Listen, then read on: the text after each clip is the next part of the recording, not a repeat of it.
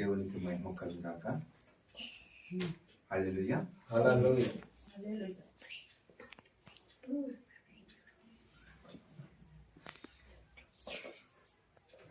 ఒక దైవ సేవకుడు ఒక ఇంట్లో వస్తే దేవుడే ఆ ఇంట్లో ఇది ఎప్పుడు మనం మరవకూడదు. ఒక దైవ సేవకుడు మన ఇంట్లో వస్తే దేవుడే దైవ సేవకులతో ఆ గృహాన్ని దర్శిస్తారు. దైవ సేవకుడు అంటే అనునిత్యం దేవుడితో ప్రార్థన ద్వారాను, వాక్యం చదవడం ద్వారాను, దేవుని స్తుతించడం ద్వారాను దేవునితో అనుసంధానమై ఉంటాడు, దేవునితో సంబంధం కలిగి ఉంటాడు.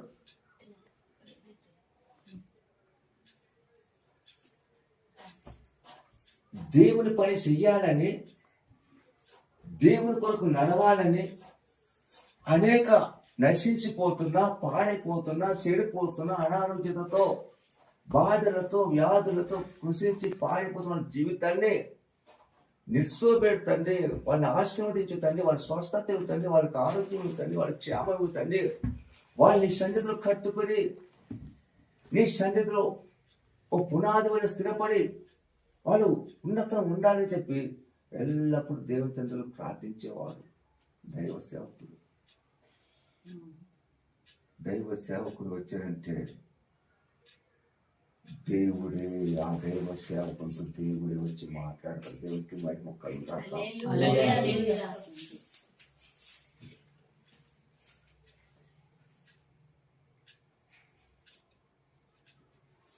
కాబట్టి మన జీవితంలో ఒక కుటుంబము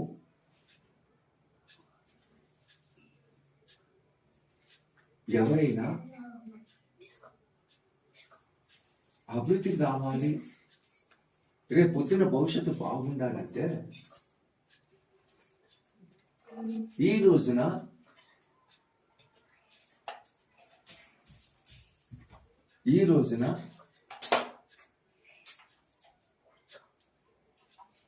కుటుంబంలో ఉన్న పరిస్థితిని బట్టి,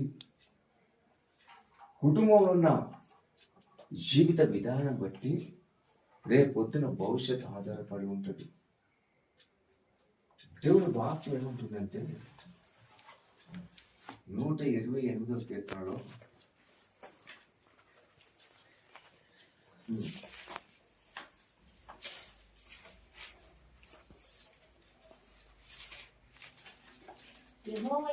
యెహోవాయందు భయభక్తులు కలిగి ఆయన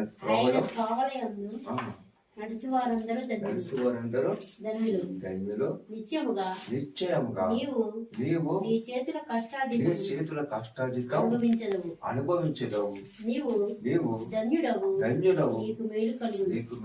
దేవుడికి మహిమ కలుగుగాక. నా వైపు చూడండి,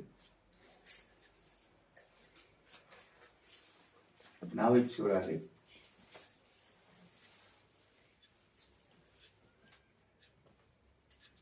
ఒక మాస్టరు స్కూల్లో పాఠం చెప్తున్నప్పుడు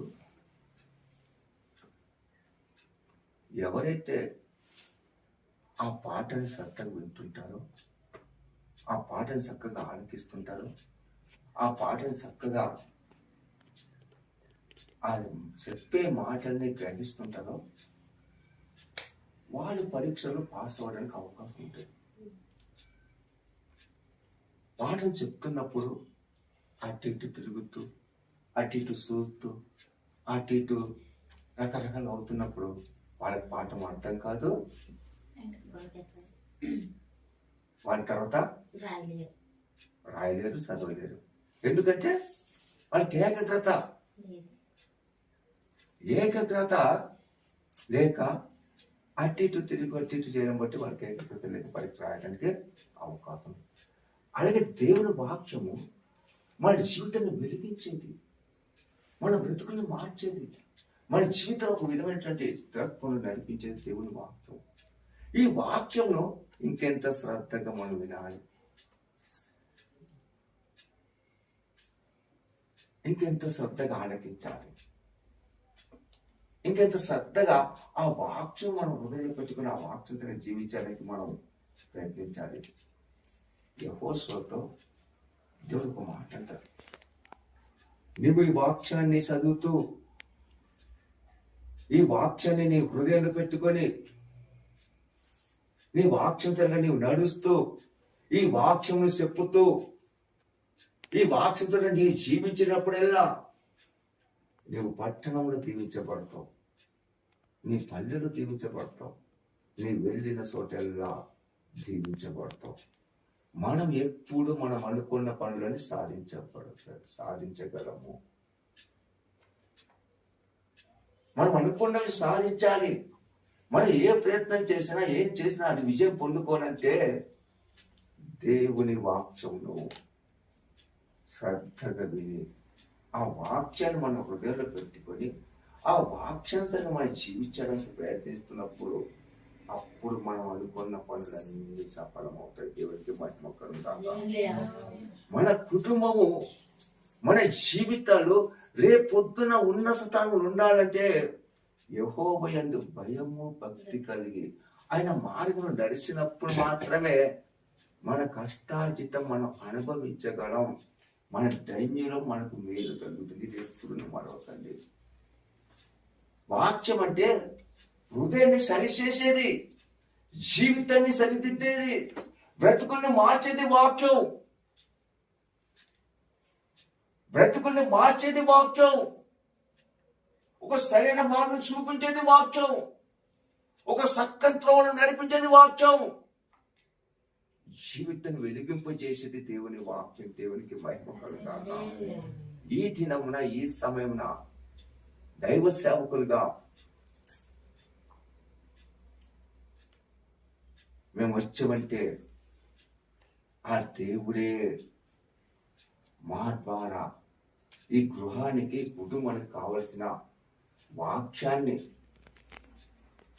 కుటుంబానికి కావాల్సిన అవసరతల్లో, కుటుంబానికి కావాల్సిన పరిస్థితుల్లో ఒక మార్పు తీసుకొచ్చి నడిపించేది దేవుని కృప. దేవునికి మహిమ కలుగుగాక. ఈ విధంగా దేవుని సన్నిధిలో మనము ఆశీర్వాదం పొందుకోవాలి. దేవుని దీవెనని మనం పొందుకోవాలంటే ఒకప్పుడు ఒక కుర్రోడు ఉన్నాడు. ఆ కుర్రోడికి 19 సంవత్సరాలు. 19 సంవత్సరాలు వచ్చినప్పుడు ఆయనకి గవర్నమెంట్ నుంచి ఒక ఉద్యోగం కాల్ లెటర్ వచ్చింది.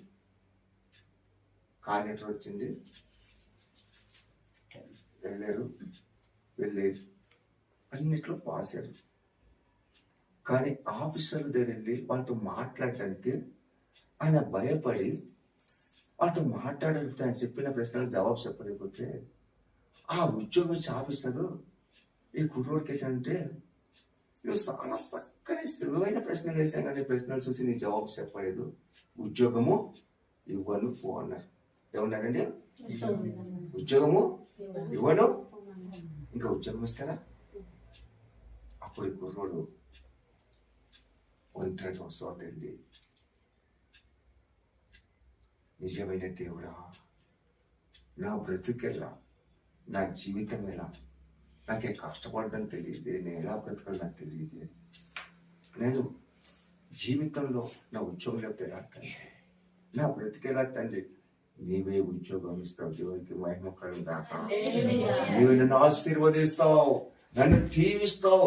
ఏ టీఎఫ్ ఒకరు, ఏ ఆఫీసర్ అయితే ఉద్యోగం ఇవ్వడం ఆయన ఉద్యోగం ఇస్తాడు. నువ్వు ఇప్పించే దేవుడు నీవే ఇస్తావు అని చెప్పి ఆ దేవుని తన కన్నీటితో ప్రార్థన చేసి వచ్చారు.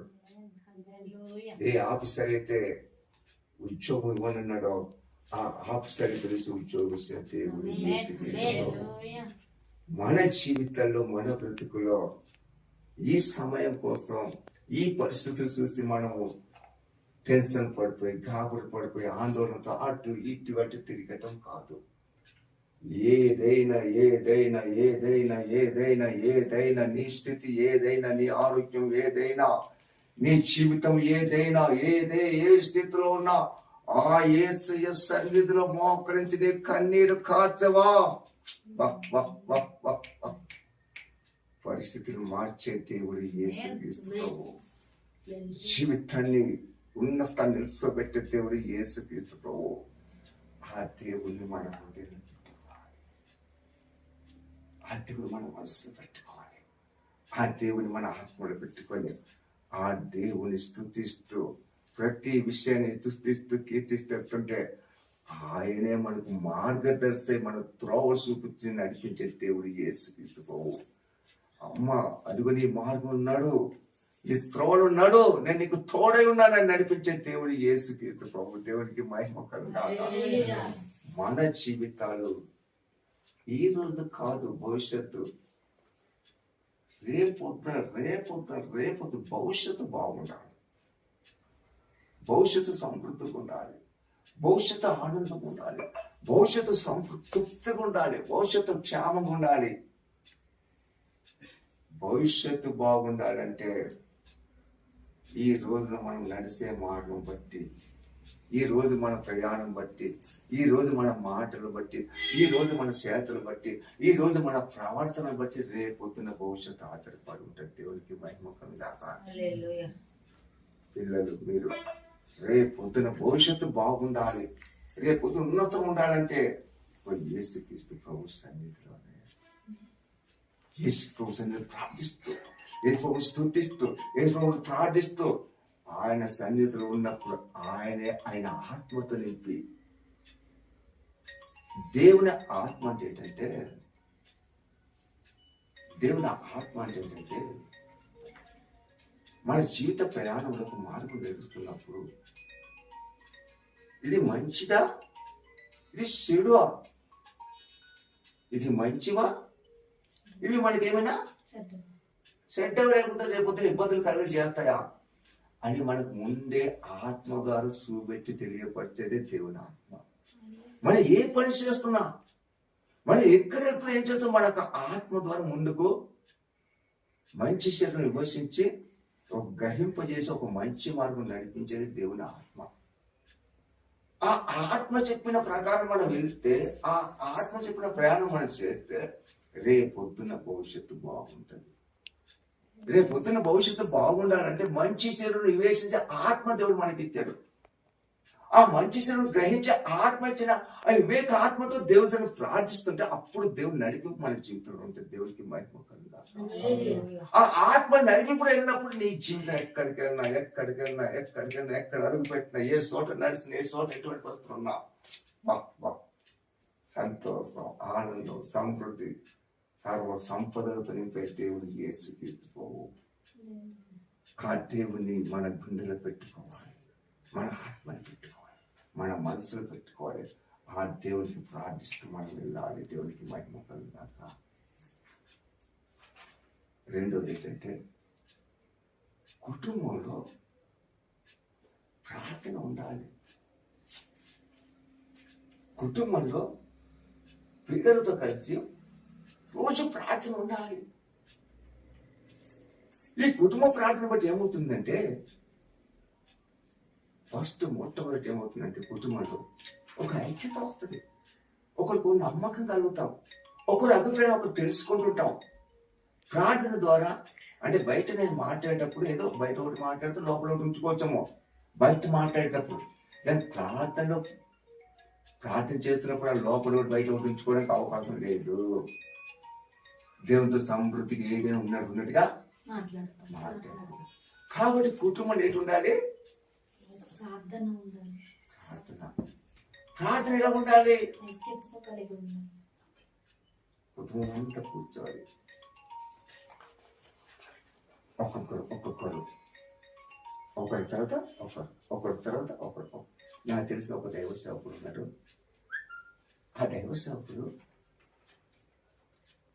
వాళ్ళ పిల్లలు చిన్నప్పటి నుంచి వాళ్ళ పిల్లల్ని, ఇప్పుడు పిల్లలు 6-7 సంవత్సరాల నుంచి ఆ పిల్లల్ని ఏం చేసేవాడంటే, రోజు ఇలా కూర్చోబెట్టి ఫస్ట్ ఆ బాబు కలిసి ఉంటాడు ఆ పిల్లలు ఫస్ట్ ఆ పాపకు ప్రార్థించేవాడు. ఆ పాపకు ప్రార్థన చేయమనేవాడు.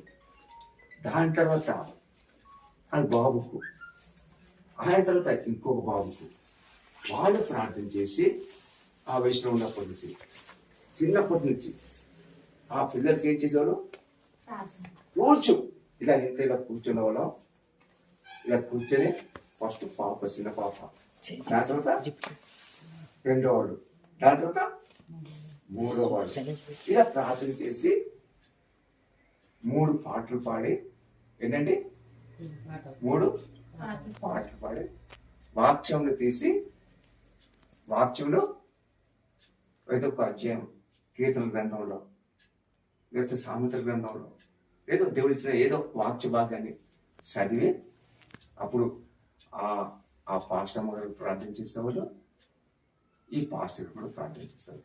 ఇంట్లో ఉన్న 5గురు కూడా ఆ వయసులో ఉన్నప్పటి నుంచి, ఆ వయసు కంటే చిన్నప్పటి నుంచి పాప ప్రార్థన చేసేది,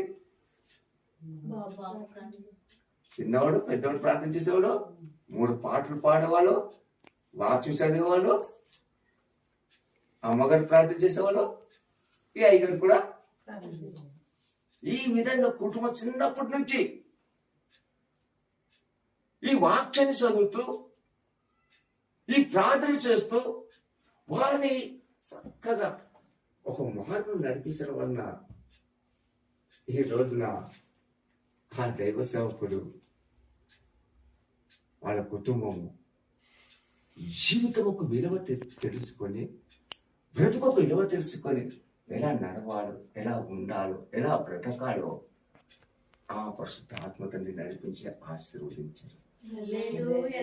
మన బ్రతుకులు కూడా, మన జీవితాలు కూడా, మనము కూడా దేవుని సన్నిధిలో మన పిల్లలతో సహా మనం పెంచుకొని మన పిల్లలకి ప్రార్థనతోనూ వాక్యంతోనూ పాటలతో వాళ్ళని నడిపిస్తే రేపొద్దున నాయకులు అవుతారు. దేవునికి మహిమకరం కాక. ఎటువంటి సమస్య వచ్చినా, ఎటువంటి పరిస్థితులు వచ్చినా వాటిని ఎదుర్కొనే శక్తి ఎప్పుడు వస్తాయంటే దేవుడి సన్నిధిలో. దేవుళ్ళు మనము మన పిల్లల్ని పెంచడం బట్టి, మన దేవుని జీవించడం బట్టి రేపొద్దున పిల్లలు ఉన్న తనలు ఉంటారు. దేవుడికి మహిమకరం కాక. అలా కాకుండా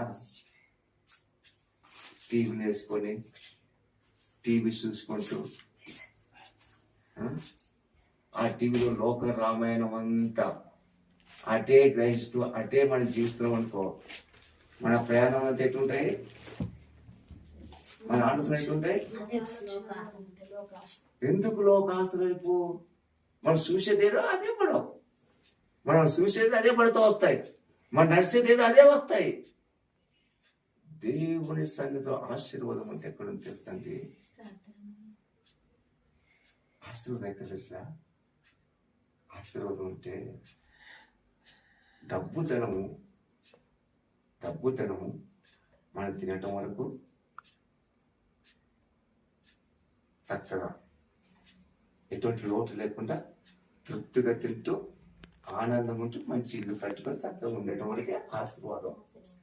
ఇంత మించిన ఒక ఐక్యత, ఒక ప్రేమ, ఒక సమాధానం, ఒక ఆనందంతో కలిసిమెలిసి ఉండటమే అదే నిజమైన డబ్బు ధనము ఆశీర్వాదం. ఇప్పుడు డబ్బు ధనము ఆశీర్వాదం అమృతి గుండి కొట్టుకొని తిట్టుకొని మనస్పర్ధలతో ఒకరు ఏం చేస్తున్నారు తెలియదు, ఒకరు ఏం చేయాలి ఎవరికి సంబంధం లేకుండా జీవిస్తే అది ఆశీర్వాదమా? డబ్బు ఉంది. మాకు తెలిసిన ఒక టీచర్ గారు ఉన్నారు, వాళ్ళిద్దరు కూడా టీచర్లే, ఇద్దరు కూడా వాళ్ళకు ఒక్కొక్క లక్ష పైనే వస్తాయి. ఎంతండి? నెలకు 2 లక్షలు.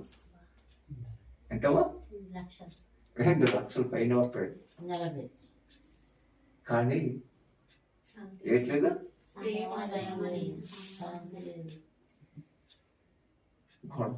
మనస్పర్ధ ఒకరికి అది ఆశీర్వాదమా? మనం అనుకుంటేది డబ్బే ఆశీర్వాదం. డబ్బు సంపాదన, డబ్బు ఉండాలి, డబ్బు డబ్బు డబ్బు. డబ్బు ఎంతవరకు వినియోగించుకోవడం అంతవరకే డబ్బు ఉండాలి. అసలైన ఆశీర్వాదం ఏంటంటే మనం కష్టపడాలి. మన చేతనైనంత వరకు మనకు తెలిసిన జ్ఞానంతో మనం సంపాదించుకోవాలి. దాని తర్వాత మనతో ఉన్న కుటుంబంతో, తల్లిదండ్రులతో, అన్నదమ్ముల అక్కసెలతో కలిసిమెలిసి ఒక అవగాహన కలిగి సంతోషంగా జీవించడంలోనే దేవుని ఆశీర్వాదం ఉంది. అదే దేవుని ఎందుకు భయము భక్తి కలిగి ఆయన త్రోవలో నడిచినప్పుడు నీవు ధన్యుడవు, నీకు మేలు కలుగు. నిశ్చయంగా నీవు నీ చేతుల కష్టాజితం అనుభవించడం ధన్యుడవు. అటువంటి ఆశీర్వాదం మనం పొందుకోవాలి. అటువంటి దీవెన మనం పొందుకోవాలి. అటువంటి దీవెన పొందుకోవాలంటే ఒక యేసుక్రీస్తు. ఇది ఎప్పుడు మరొకరు. ఇంకో మాట చెప్తాను నా విషయం. ఈ రోజున యేసుక్రీస్తు ప్రభు దేవుడు కాదు, ఇది ఎక్కడో దేవుడు, ఇది ఎక్కడో వాడో, ఈ సంబంధం లేదు, వాడిని తీసుకొచ్చి ఇక్కడ మిమ్మల్ని మా పెట్టిన చేస్తున్నారని చెప్పి చాలా మంది రకరకాల మాట్లాడుతూ ఓ సరైన మార్గం నడుస్తున్నారు, త్రో తప్పించేస్తున్నారు, మార్గాన్ని తప్పించేస్తున్నారు. ఈ త్రోవ తప్పించి మార్గం తప్పించి మీరు ఒక జీవితం పాడు చేసుకోవడానికి రకరకాలుగా వరం వేస్తున్నారు. యేసుక్రీస్తు ప్రభు యోహాను సువార్తలో ఏముందంటే ఆది యందు వాక్యమై ఉన్న దేవుడు. ఆది యందు, నిన్న నేడు మొన్న కాదు, ఆది సృష్టి పూర్వక ముందు, సృష్టి పూర్వం నుండి ఆయన ఆది యందు వాక్యమైన దేవుడు. ఈ వాక్యమైన దేవుడు మనుష్య కుమారుడుగా మన కొరకు ఆయన మనిషిగా పుట్టాడు.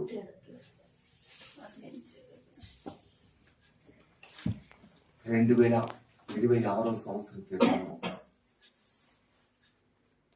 మనుష్య కుమారుడుగా మనిషిగా భూమిలో పుట్టాడు. ఎందుకు మనిషిగా భూమిలో పుట్టాడంటే నేను నీవు మనం అందరం పుట్టుకతో సహా పాపులము, దోషులము, జన్మత పాపులము. పాపం చేయడం బట్టి మనిషికి సావు వచ్చింది. ఆత్మకు సావు లేదు, శరీరానికి మాత్రమే. అంటే సావు అంటే ఆత్మ శరీరం నుంచి విడిపోవడం మనం సావు అంటాం. ఆత్మ శరీరం నుంచి వెడలిపోవడమే సావు అంటాం మనం. అంటే శరీరాన్ని విడిచిపెట్టి శరీరం మట్టిలో కలిసిపోతుంది, ఆత్మ ఆ దేవుని చేరిపోతుంది. అయితే ఈ ఆత్మ ఈ భూమిలో మనం జీవించేటప్పుడు మనం ఏ విధంగా నడుస్తున్నాం, ఏ విధంగా మాట్లాడుతున్నాం, ఏ విధంగా ప్రవర్తిస్తున్నాం, ఏ విధంగా జీవిస్తున్నాం, ఈ జీవితానికి ఒక తీర్పు ఉంటుంది. అక్కడ నువ్వు మంచిగా నడుస్తున్నావా, నువ్వు చెడుగా నడుస్తున్నావా, నీ ప్రవర్తనను బట్టి, నా ప్రవర్తనను బట్టి అక్కడ తీర్పు ఉంటుంది. ఆత్మకు శరీరానికి మట్టిలో కలిసిపోతుంది, ఆత్మకు మరణము లేదు. మరణం ఆత్మకు, ఆత్మకు మరణం లేదు. ఆత్మ ఈ రోజున మనం ఇక్కడ ఏ విధంగా జీవిస్తే ఆ దాని తగినట్టు తీర్పు అక్కడ ఉంటది. పాపం వల్ల మరణం వచ్చింది, ఈ మరణం వల్ల అగ్ని ఆరదు, పురుగు సావదు. అటువంటి జీవితంలో జీవిస్తున్న మనల్ని రక్షించడం కోసం మనల్ని సృష్టించిన సర్వోన్నతుడు దేవుడే, ఆది సంభూతుడు, సర్వాధికారులు, మహోన్నతుడు, మహాగణుడైన ఆ సర్వాధికారి దేవుడే ఈ పాపం వల్ల మనుషులు చెడు జీవితంలో పాడైపోతున్నారు. మళ్ళీ రక్షించి ఈ మరణం నుంచి వాళ్ళని విడిపించి నా నిత్యజీవం, నా పరలోక రాజ్యం చేసుకోవాలని చెప్పి ఆ దేవుడు, ఆ వాక్యమైన దేవుడే మనిషిగా యేసుక్రీస్తు ఎప్పుడేమిటో భూమిలో పుట్టినా ఆయన రక్తాన్ని కార్చిన తండ్రికి మహిమ కలుగాక. ఇప్పుడు ప్రతి ఒక్కరము ఏం చేస్తున్నా ఓ తప్పు అని చేస్తే ఒక మొక్కుబడి ఎందుకు మొక్కుబడి తెచ్చుకుంటాం? ఏదో తప్పు చేసినా లేకపోతే ఏదో నాకు ఇది జరగాలని అనుకున్నా ఆయన ఒక మొక్కుబడి, ఆ మొక్కుబడి చెల్లించడానికి ఏం చేస్తాడు? ఒక మేకైనా బలి, రక్త బలిస్తేనే పాపము పోతుంది. ఈ రక్త బలికి ఇవ్వాలని ఎవరు చెప్పాడు?